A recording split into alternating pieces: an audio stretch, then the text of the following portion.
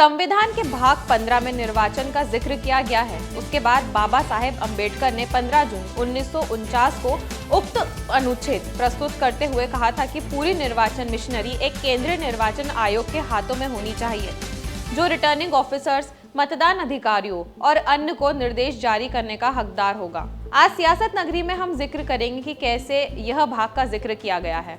नमस्कार, मैं यशस्वी जोशी स्वागत करती हूं आपको यूबीई मीडिया की पेशकश सियासत नगरी में, जहां हम आपके लिए लेकर आते हैं सियासत के गलियारों की वो खबरें जिनसे आप अनजान हैं। भारत का संविधान दुनिया का सबसे बड़ा और पुराना लोकतंत्र संविधान है।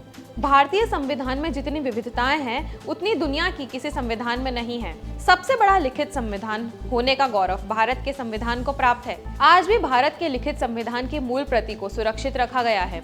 यह हाथ से बने कागज पर लिखा संविधान है, जिसके कागज को दशकों से संभाल कर रखा गया है।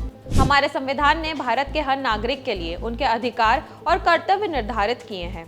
आजादी के लगभग 3 साल बाद भारत का संविधान लागू हुआ, यानी संविधान के निर्माण में लगभग 2 साल से अधिक वक्त लगा। भारतीय संविधान के भाग 15 में अनुच्छेद 324 से लेकर अनुच्छेद 329 तक निर्वाचन की व्याख्या की गई है।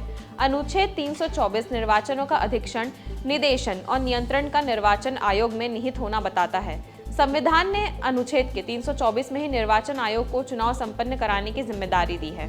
मोहिंदर सिंह गिल बना मुख्य निर्वाचन आयुक्त मामले में सर्वोच्च न्यायालय ने व्यवस्था दी कि निर्वाचन आयोग संविधान सृजक के रूप में संसद द्वारा बनाए गए कानूनों की प्रतिपूर्ति वहां कर सकता है, जहां कानून में भारत जैसे विशाल लोकतंत्र में चुनाव संचालन के दौरान उत्पन्न किसी स्थिति के संबंध में कोई पर्याप्त प्रावधान नहीं किया है।